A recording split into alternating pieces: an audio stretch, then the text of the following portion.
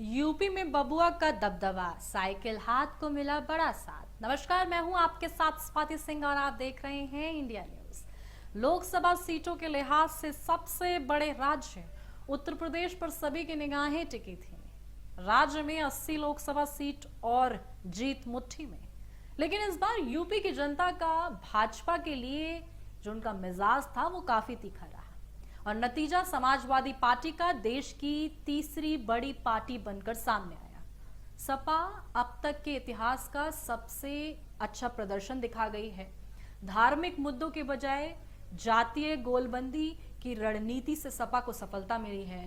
कांग्रेस का साथ मिलने से राष्ट्रीय राजनीति के लिए भी जनता का भरोसा जीता है। उसने कुल 37 सीटें जीती। इस तरह सपा देश की तीसरी बड़ी पार्टी के रूप में उभर कर सामने आई है। धार्मिक मुद्दों की बजाय जातीय गोलबंदी और यादवों मुसलमानों पर कम दाव की रणनीति से सपा को यह सफलता मिली है। ये चुनाव सपा के अखिलेश के लिए खास था क्योंकि उनके सर पर इस बार सपा संस्थापक और पिता मुलायम सिंह का हाथ नहीं था और ना ही उनकी राजनीतिक कारगिरी में मजे हुए थे। लेकिन अखिलेश यादव ने इस लोकसभा चुनाव ने जैसे समीकरण की नई तस्वीर बनाकर मुलायम से भी बड़ी सफलता की एक लकीर खींच दी।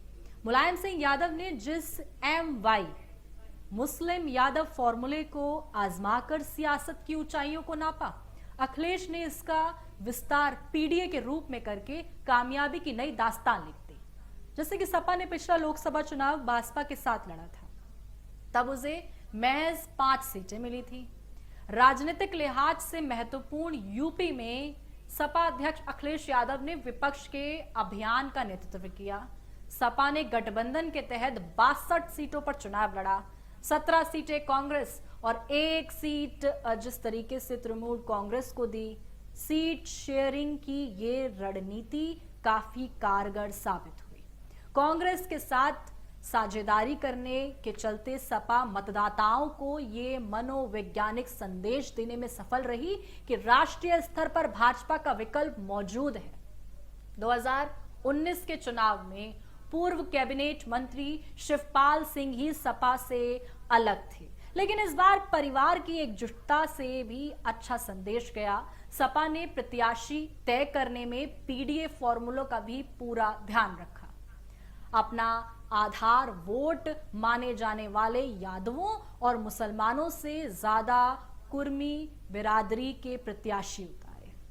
ब्राह्मण व ठाकुर समेत सामान्य जाति के प्रत्याशियों को भी प्रतिनिधित्व दिया और अखिलेश का ये दाव बिल्कुल सटीक सही बैठा और पार्टी को अप्रत्याशित सफलता मिली।